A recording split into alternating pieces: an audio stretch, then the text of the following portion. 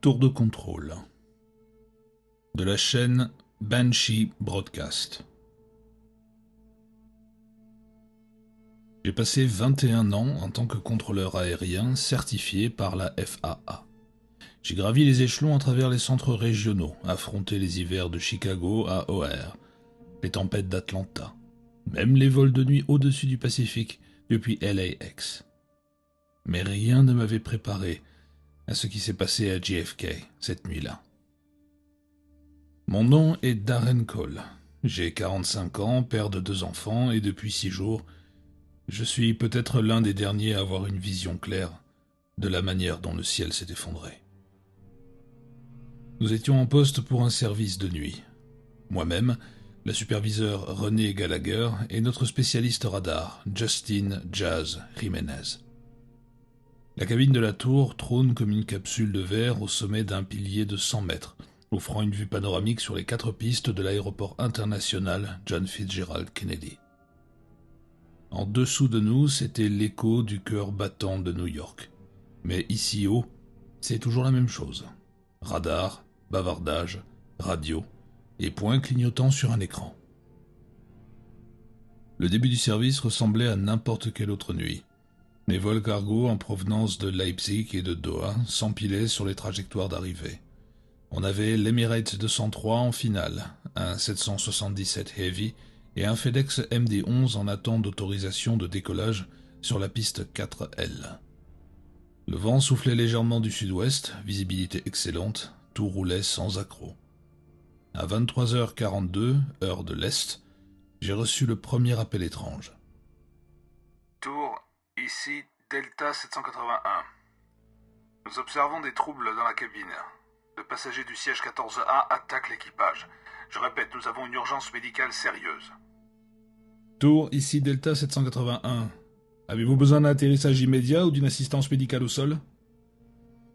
Le silence. Et puis, enfin, le vol 781 finit par répondre. Tour de contrôle, nous avons maîtrisé l'individu, mais d'autres passagers deviennent agressifs. Quelque chose ne va pas. René lève les yeux de sa console administrative. Il a dit d'autres passagers? Avant que je ne puisse répondre, 2 autres appels éclatent sur la fréquence. British Airways 227 depuis Heathrow et un JetBlue en provenance d'Orlando. Tous 2 signalent des perturbations. Même schéma. Comportement erratique, agressivité et morsures. Des putains de morsures. Au début, j'ai pensé à une intoxication alimentaire, un épisode psychotique collectif, peut-être de l'air contaminé dans les cabines. J'ai activé les protocoles du CDC, alerté les services médicaux d'urgence de Port Authority, prévenu la police aéroportuaire. À minuit 10, 7 avions entrants avaient déclaré des urgences à bord. Un pilote disait que son copilote s'était enfermé dans les toilettes et refusait d'en sortir. Un autre affirmait voir du sang sur la caméra de la porte du cockpit. Putain de merde, marmonne Jazz, tournant son écran radar pour suivre l'espacement. Regarde ça, Darren. C'est comme si toute la côte Est nous fonçait dessus. Le trafic de Newark et de LaGuardia commençait à se dérouter vers nous. Boston Center ne répondait plus. Philadelphie était silencieuse. Même notre propre terminal radar d'approche au rez-de-chaussée était injoignable. Je bascule sur les fréquences au sol, et je ne reçois que du statique. Quelque chose de plus grand était en cours. René lance le protocole de confinement, une procédure que je n'avais vue qu'en entraînement. Nous verrouillons les portes et des volets blindés en acier descendent au-dessus des accès aux escaliers. Et c'est là que les caméras extérieures ont montré quelque chose que je n'oublierai jamais. L'Airbus stationné, un JetBlue A321, numéro de queue N947JT. La porte avant s'ouvre, et des passagers en déferlent par la passerelle. Pas en marchant, mais en courant. Certains foncent dans le terminal, d'autres sautent directement sur le tarmac. La passerelle s'effondre sous leur poids, emportant une 12aine de corps. L'un d'eux se relève et bondit sur un autre, en le lacérant et en le déchiquetant. Je croise le regard de René, qui me murmure. « Ce n'est pas une émeute, c'est autre chose. » En bas, les lumières du terminal vacillent. Le flux de vidéos de la Port Authority montre des dizaines de passagers envahissant le poste de contrôle TSA, escaladant les bornes. Une femme en blouse médicale hurle en fracassant sa tête contre la vitre, jusqu'à la briser, et du sang barbouille les écrans. J'essaye d'appeler les opérations de l'aéroport sur une fréquence sécurisée, mais je ne reçois que du silence.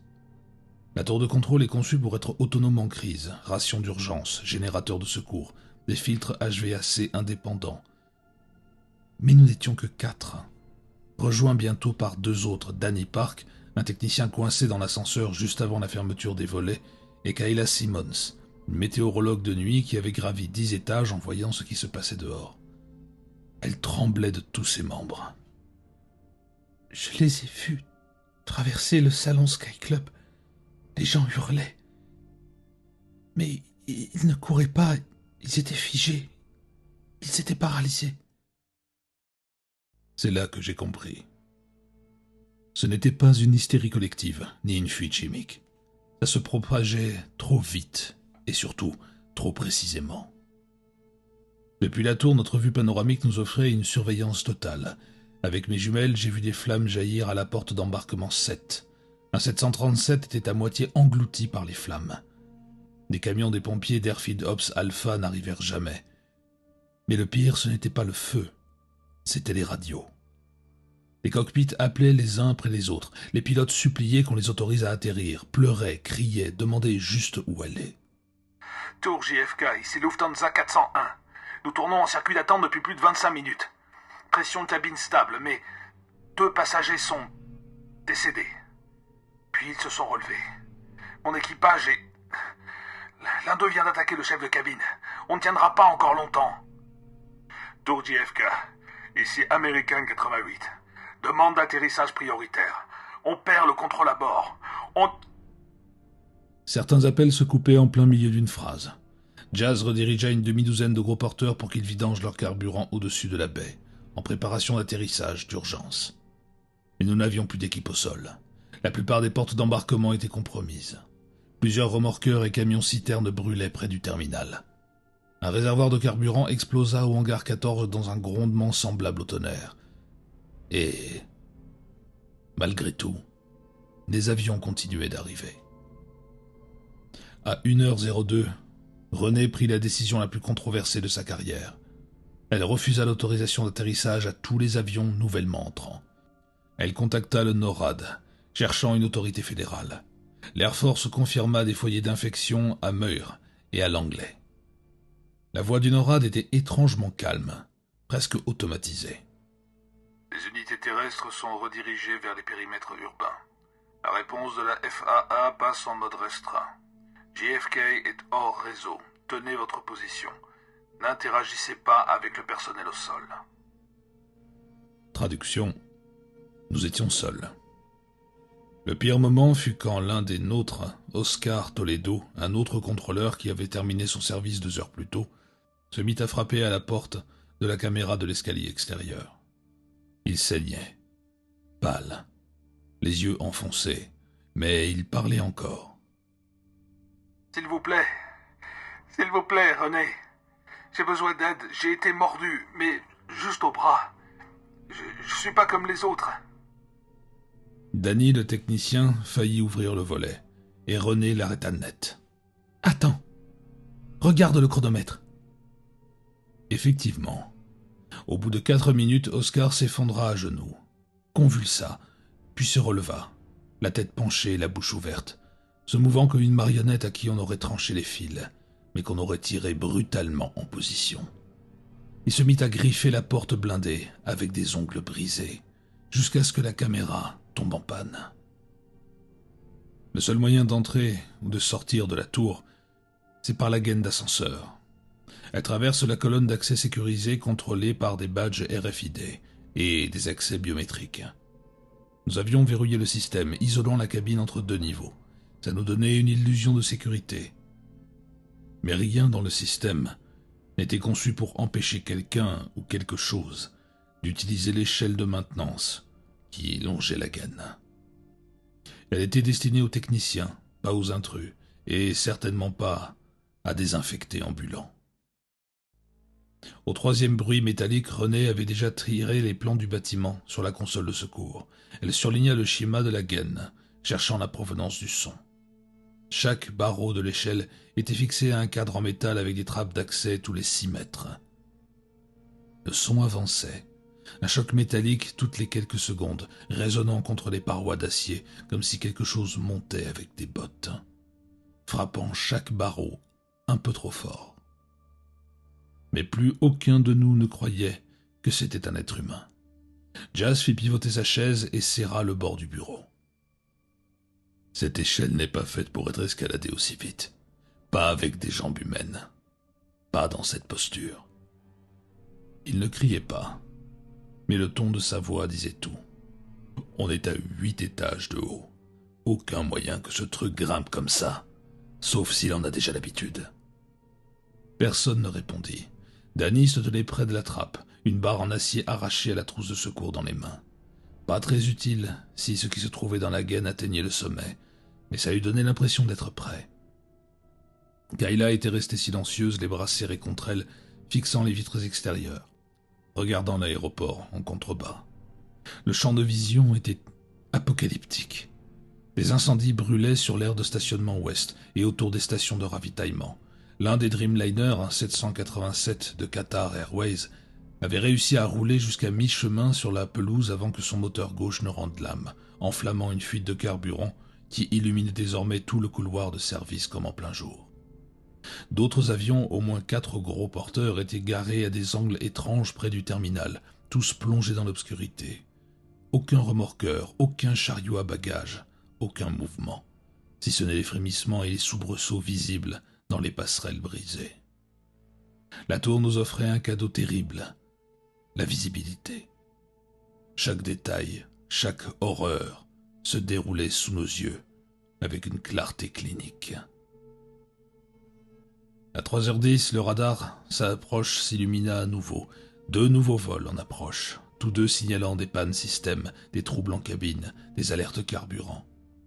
L'un était un vol privé Gulfstream sur la piste 4, l'autre un long courrier de Francfort.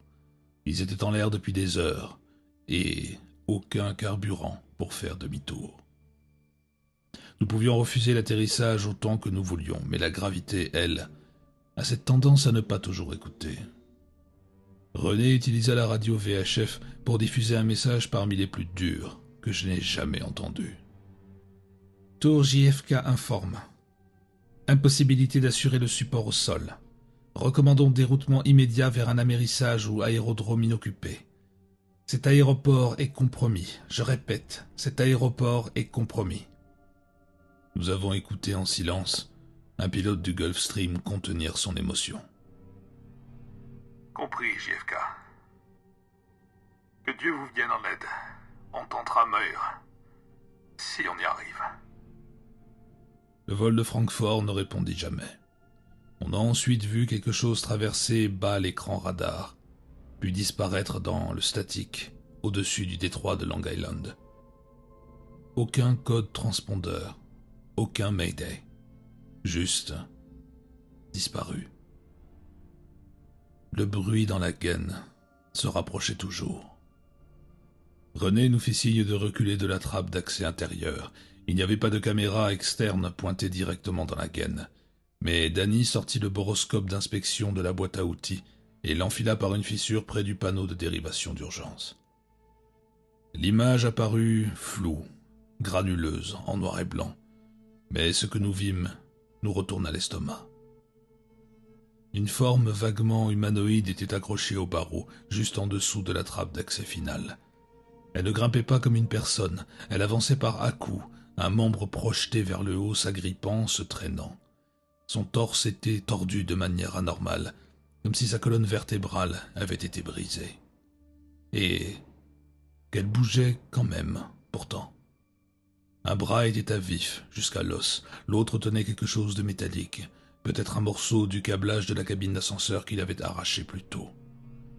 On aperçut brièvement ses yeux, le temps que le boroscope fasse la mise au point. Grand, recouvert d'un voile laiteux.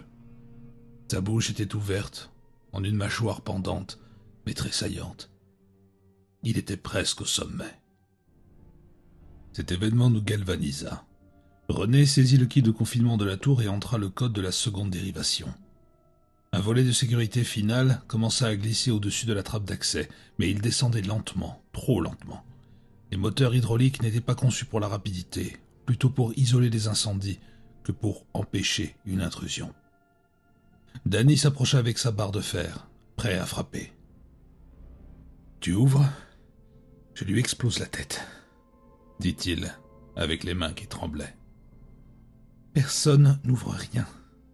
On scelle et on coupe l'alimentation. » Jazz coupa manuellement le circuit de l'ascenseur. Je désactivai l'éclairage intérieur de la gaine. Le couloir s'enfonça dans le noir total. Puis, plus rien. Aucun choc métallique. Plus de grattement. Même si nous savions qu'il était encore là. Et maintenant, il semblait attendre. Nous nous éloignâmes lentement de la trappe, laissant le câble du boroscope enroulé sur le sol. Impossible de savoir ce qui grimperait ensuite par cette échelle. Et nous avions gagné un peu de temps. Le strict nécessaire, jusqu'à ce que la fatigue ou la faim nous pousse à faire une erreur. Le reste de la nuit passa comme une lente hémorragie. Nous rationnions notre énergie, établissions des tours de garde, surveillions les fréquences radio. René passa 3 heures à essayer d'atteindre le satellite d'urgence de la FAA. Nous captions quelques bribes. Les hôpitaux étaient submergés. Les unités de la garde nationale rappelées pour sécuriser l'espace aérien de Washington D.C., aéroports d'Atlanta, Dallas, Denver et Los Angeles, signalant des pannes similaires. Plus de coordination centrale et pas de réponse de la FEMA. Le ciel ne nous appartenait plus. À 5h17, le soleil se leva, projetant une lueur dorée sur les pistes à l'est et la carcasse éventrée de l'avion JetBlue. Les infectés avaient bougé pendant la nuit. Nous en voyions désormais en petits groupes épars sur le tarmac. Certains marchaient en cercle lent, d'autres restaient figés près des clôtures de l'aérodrome. Quelques-uns griffaient les avions cloués au sol comme s'ils croyaient encore qu'il y avait de la vie à l'intérieur. Mais ce qui attira mon attention fut autre chose. Un convoi. 3 Humvees militaires roulèrent jusqu'à l'extrémité du tarmac près du terminal cargo, soulevant un nuage de poussière. 2 soldats en combinaison NRBC descendirent et installèrent un périmètre. Ils étaient armés de fusils, mais surtout, ils avaient quelque chose que nous n'avions pas vu depuis des heures. De la coordination. René lança l'appel sur la fréquence au sol, puis sur la VHF de secours, puis sur la bande d'urgence UHF, sans recevoir de réponse. Nous les observions opérer, froids et méthodiques. Puis ils disparurent derrière un hangar. 10 minutes plus tard, une lueur vive illumina le flanc du bâtiment, suivie d'une onde de choc qui fit vibrer les vitres. Jazz se jeta au sol par réflexe. Je ne pense pas qu'ils viennent secourir qui que ce soit. Ils brûlent les corps. S'ils font ça ici, alors, ça veut dire que personne ne viendra nous sortir de cette tour. On est déjà rayé de la carte. René ne répondit pas, mais son silence en disait long. La journée traîna en longueur. Depuis la tour, nous étudions leurs mouvements. Les infectés se déplaçaient par à-coups, puis s'arrêtaient, réagissant toujours au son fort, aux mouvements récents. Ils n'étaient pas dénués d'intelligence, pas entièrement. Ils réagissaient comme des prédateurs. Pas de coordination, pas de langage, mais plutôt comme une conscience partagée. Une fois, un oiseau s'envola près d'un terminal calciné, et une douzaine de têtes infectées se tournèrent d'un seul mouvement vers le bruit. À 14h46, nous perdîmes le courant. Le générateur de secours toussa une fois, puis silence. Le système de ventilation s'éteignit, les lumières vacillèrent, les écrans s'éteignirent, les radios moururent dans un léger pop. Nous n'étions plus une tour de contrôle, juste 6 personnes, dans une cage de verre, entourée de silence et du ciel. Et en dessous, quelque chose attendait toujours dans la gaine. Le bourdonnement des appareils électroniques avait complètement disparu. Plus de ventilation, plus de système de refroidissement, plus de lueur sur les moniteurs. Nous étions devenus une île, perchée à 100 mètres au-dessus d'un aéroport ravagé, coupé du monde. Même le ciel, autrefois notre domaine, semblait devenu un territoire ennemi. Ce sentiment ne venait pas de la peur, mais de l'absence soudaine de toute présence humaine.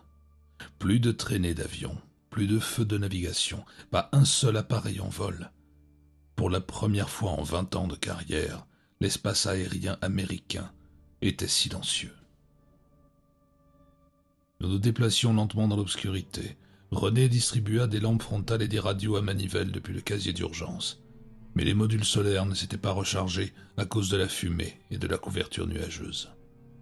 La plupart des piles stockées étaient déjà à moitié vides par l'utilisation nocturne.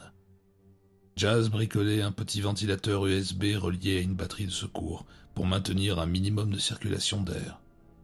Sans air conditionné, l'air dans la cabine vitrée deviendrait rapidement vicié.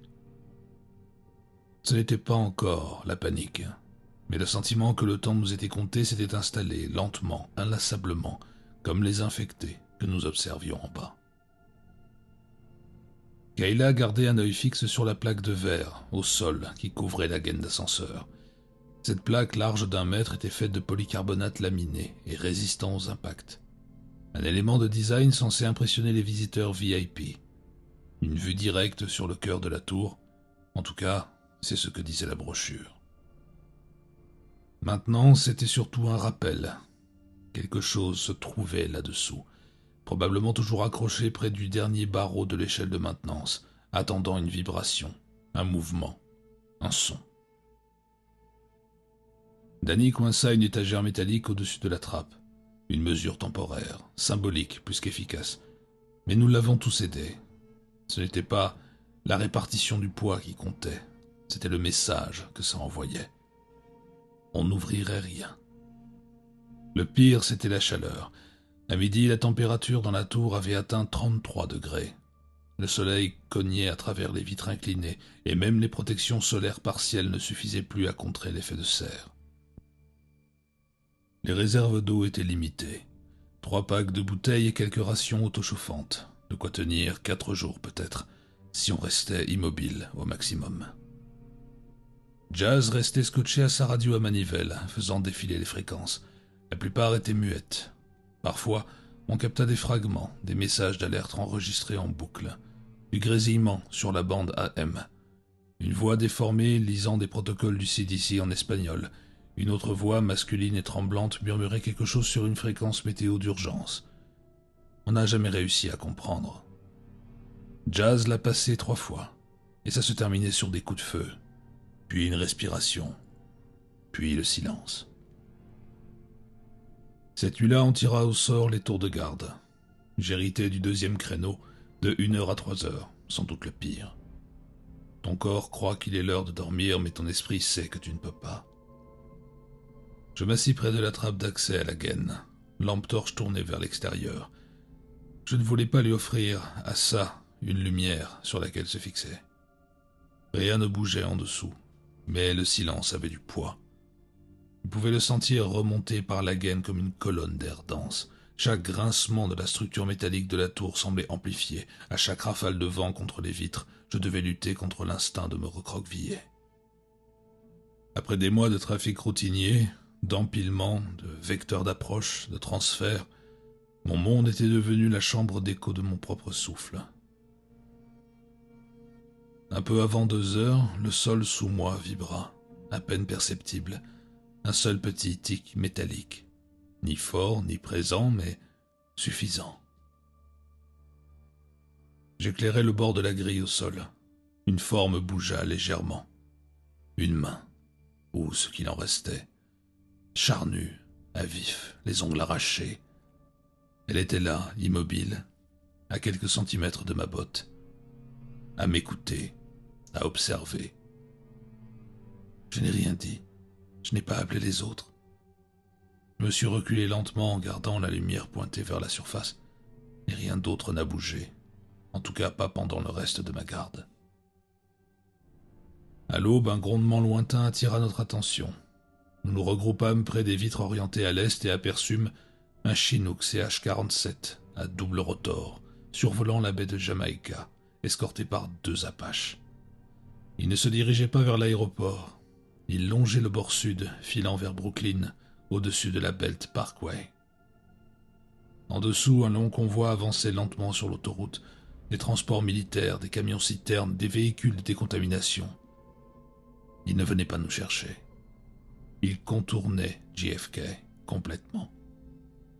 Et cela voulait tout dire. L'aéroport était devenu une zone interdite, soit à cause du niveau d'infection, soit parce qu'il n'avait aucune valeur stratégique. On ne savait pas. Ce qui comptait, c'est que le commandement nous avait déjà rayés de la carte. Nous avons débattu de l'usage des fusées de détresse, et René s'y opposa.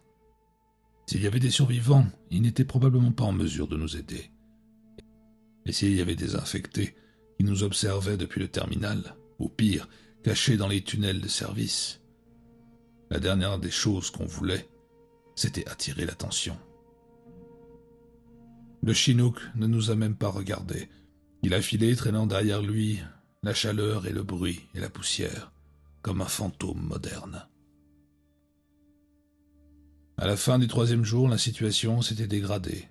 Kayla s'effondra à cause de la chaleur. Jazz développa une toux persistante provoquée par l'air sec et le stress. Danny se mit à faire les 100 pas, murmurant qu'il voulait descendre dans la gaine avec un harnais, juste pour aller voir. On coupa court immédiatement. Ce n'est pas parce que rien n'avait encore défoncé la trappe que ça ne pouvait pas arriver. À 18h15, j'aperçus un nouveau mouvement sur le tarmac. Un homme seul marchait près de la porte 12. Il portait ce qui ressemblait à un gilet fluorescent de personnel aéroportuaire et traînait un sac de sport. De loin, il avait l'air indemne. Il boitait, avançait lentement en protégeant ses yeux de la fumée. Lorsqu'il atteignit un 737 MAX stationné, il essaya les portes de la cabine. Puis il leva les yeux, droit vers nous. René saisit ses jumelles et le suivit du regard. Soit il est malin, soit il a eu beaucoup de chance. Il était caché quelque part, peut-être les tunnels techniques. C'est le premier vivant qu'on voit depuis 48 heures. Il sortit quelque chose de son gilet, une arme de détresse. Il tira un signal rouge dans le ciel du soir. Presque aussitôt, du mouvement surgit depuis la passerelle d'embarquement derrière lui. 2 infectés en jaillirent, fonçant droit sur lui. Il fit demi-tour pour fuir, mais un 3e surgit du tarmac. Il était rapide, anormalement rapide. En quelques secondes, il fut plaqué au sol. Il n'y eut ni hésitation, ni pause. Le moment où ils l'atteignirent, tout était déjà fini. Nous sommes restés figés. Personne ne parla. Même Jazz retint sa respiration. Mais René, toujours aussi calme, leva un bras et désigna l'un des infectés. Celui qui avait couru le plus vite. Celui-là n'est pas décomposé. Il a l'air frais, tout juste transformé. Et là, nous comprîmes. L'infection ne ralentissait pas, elle s'accélérait. Le délai entre morsure et transformation diminuait. Soit le virus mutait, soit quelque chose d'autre accélérait le processus. Cette nuit-là, le silence dans la gaine prit fin. Ça recommença par un grattement bas, puis un bruit de traînée, et cette fois, on ne prit aucun risque. On déploya le dispositif d'obturation d'urgence, une bâche balistique épaisse qui se verrouillait au-dessus de la trappe d'accès. Ça ne tiendrait pas éternellement, mais ça nous offrirait un peu de répit. Du moins, le croyait-on. À 2h38, Kayla, à moitié endormie lors de son tour de garde, poussa un cri. Nous nous précipitâmes au centre. La plaque de sol ne se contentait pas d'être griffée. Quelque chose poussait contre. Une bosse. Le plastique laminé commençait à se bomber vers l'intérieur, comme si une force immense appuyait depuis en dessous. On entendit une respiration faible et irrégulière, comme du vent dans une flûte cassée. Puis, sans aucun doute possible, une voix. Pas des mots, juste une respiration, sifflante, rythmée, comme si quelque chose mimait le souffle humain. Mais il y avait de l'intelligence, une intention, un motif. Danny resta figé et paralysé. Il sait qu'on est là. René n'hésita pas. Elle attrapa les fusées. On ne survivra pas en restant caché. Pour la première fois, on parla sérieusement d'évacuation. Il y avait une passerelle technique extérieure longeant l'axe de la gaine. Un escalier de maintenance à l'extérieur, presque jamais utilisé. Il courait sur toute la hauteur de la tour. Le grimper était suicidaire en mauvais temps. Mais ce soir-là, les conditions étaient calmes. C'était peut-être notre seule chance. On se prépara. On prit de l'eau, des outils, des radios. Une fusée par personne. Le plan était simple. Rejoindre la passerelle extérieure, descendre aussi loin que possible avant l'aube et viser le toit du terminal sud. Là où se trouvaient encore peut-être des panneaux solaires et un système de climatisation d'urgence. Si on pouvait rétablir un contact radio ou trouver un autre survivant, alors peut-être. On ouvrit le panneau extérieur à 3h50 et le vent nous gifla. La nuit était claire, la fumée s'était dissipée. En contrebas, l'aéroport brûlait encore, mais au loin, on distinguait des phares en mouvement dans Brooklyn. Des véhicules civils. Des survivants. La passerelle était étroite, rouillée, jamais conçue pour un trafic constant. Mais elle tint bon. René passa la première, puis Jazz, puis Kayla, tremblante mais résolue. Danny suivit, serrant la rampe comme si sa vie en dépendait. Je restais en dernier, regardant une dernière fois la plaque bombée. Elle ne se fissurait pas encore. Mais ça arriverait. Je sortis sur l'échelle, verrouillai la trappe derrière moi et commençai la descente. Nous avions quitté la tour de contrôle. Le vent devint plus violent, une fois hors de l'ombre de la gaine. C'était comme marcher dans un mur de chaleur sèche et de cendres montantes. Le tiers supérieur de la tour oscillait imperceptiblement, mais quand on est accroché à un barreau d'acier sans harnais, on sent chaque vibration jusque dans ses dents. L'échelle faisait partie de l'infrastructure de maintenance d'urgence de la tour, une structure métallique fixée sur la face sud de la colonne. Elle n'avait jamais été pensée pour une évacuation, pas même pour les entraînements. Juste pour des inspections. Pas de garde-corps, pas de ligne de vie. Juste vous, la gravité et la descente. En bas, les autres étaient déjà aux 2/3 de l'échelle, en direction de la première passerelle technique. Une plateforme métallique dépassant du flanc de la tour qui abritait une petite station de transformation auxiliaire. C'était notre objectif immédiat. Un point solide pour se regrouper avant d'entamer la descente beaucoup plus longue jusqu'au toit du terminal. Je me forçais à garder un rythme, un barreau à la fois, poids du corps plaqué contre la structure. Mes bras me faisaient plus mal à cause de la tension que de l'effort. Mon sac à dos tirait sur mes épaules à chaque rafale. La ville s'étendait autour de moi, étouffée par la fumée, à moitié éclairée, scintillant là où des incendies brûlaient encore dans les boroughs. Au-dessus de la baie de Jamaïca, le reflet des flammes lointaines dansait sur l'eau noire. Quelque part, très loin, une sirène hurla, puis s'interrompit en plein milieu. Il fallut près de 20 minutes pour atteindre la passerelle. Jazz y était déjà, en train d'installer une balise de détresse à manivelle, dans l'espoir d'attirer l'attention d'un hélico ou d'un drone. Kayla était affalée contre le garde-corps grillagé, respirant à travers ses dents. Sa cheville avait enflé pendant la descente, probablement foulée. Peut-être pire. René lui fit un bandage de fortune avec du scotch et de la gaze, pendant que Danny dévissait le boîtier de jonction pour tenter de rediriger le moindre reste de courant. La passerelle trembla à nouveau, légèrement, mais assez pour nous faire tous sursauter d'un coup. Nous nous tournâmes d'un seul bloc, regardant en direction de l'échelle. Personne ne dit un mot, mais on pensait tous la même chose. Si la trappe de la tour cède, ce qui se trouve dedans pourrait bien descendre directement dans la gaine après nous. Il nous fallait nous dépêcher. L'échelle continuait jusqu'à la base de la tour, mais la section suivante était partiellement couverte de panneaux coupe-vent angulaires, rouillés et tranchants comme des rasoirs. De traverser allait prendre du temps. Alors qu'on se préparait à avancer, René remarqua un mouvement de l'autre côté du champ de vision. Terminal B, porte 9. Une rangée de navettes abandonnées près du rond-point. L'une d'elles bougea, puis une deuxième. Quelque chose était à l'intérieur, ou plusieurs choses. René ajusta ses jumelles. Désinfecté. Au moins 10, peut-être plus. Ils ne couraient pas. Pas encore.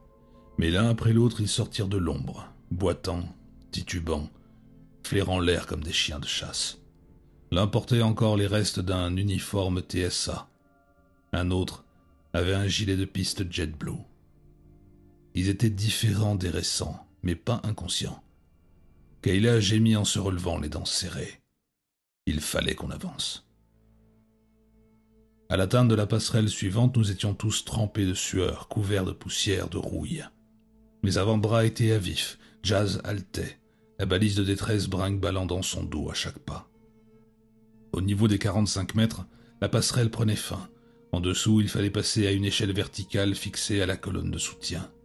Elle était glissante, recouverte d'huile, vestige d'une vieille opération de maintenance. Et il y avait des traces, sombres, sèches, croûtées. Pas de la rouille, pas de l'huile, du sang. Nous descendîmes en silence. À chaque barreau, je sentais l'écho de l'acier. Le seul moyen de descendre, c'était en faisant du bruit. À mi-parcours, on entendit à nouveau ce bruit venu de la gaine, mais cette fois plus fort et plus bas. Ce n'était pas un cri, pas une voix. C'était de la pression, du métal qui gémit contre du métal. Le son de quelque chose qui se déplaçait à l'intérieur du conduit de l'ascenseur, qui grimpait. Pas lentement, pas à tâtons, comme les infectés qu'on avait vus au terminal. Non, là c'était rapide, délibéré. Le mouvement d'un prédateur qui sait que sa proie est proche. En atteignant la base de la tour, Jazz se retourna vers moi et chuchota. « Il vient !» On s'est mis à courir. Le tunnel d'accès vers le terminal était à moitié effondré. Le béton avait cédé là où une passerelle d'embarquement s'était écrasée depuis les étages supérieurs. Mais il restait un passage, un étroit boyau à peine suffisant pour ramper. René ouvrait la voie, sa lampe coincée entre ses dents. Danny suivait, tirant Kayla allongée sur un chariot à bagages volés. Je fermais la marche, avec Jazz couvrant nos arrières. Depuis l'intérieur du tunnel, on pouvait entendre le vent dehors. Et autre chose. Des bruits de pas? Non, trop irréguliers. Des raclements, comme des griffes sur du placo. C'était derrière nous. Nous atteignîmes le couloir de service du terminal C, une zone sinistrée. Les lampes d'urgence clignotaient en rouge parmi des dalles de plafond effondrées. Des bagages étaient éparpillés partout et certains avaient brûlé.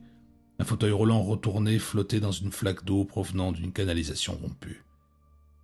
Le message d'évacuation préenregistré de l'aéroport tournait toujours en boucle, déformé et bégayant.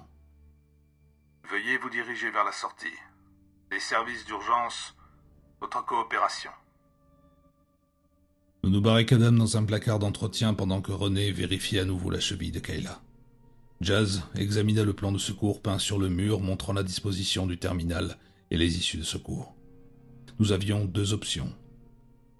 Partir vers l'est, en direction des pistes, et tenter d'atteindre la caserne des pompiers, ou essayer d'accéder au tunnel souterrain des tapis à bagages et les suivre jusqu'au toit du terminal A, où un hélipad, avec un peu de chance, serait encore intact. Nous avons choisi les tunnels.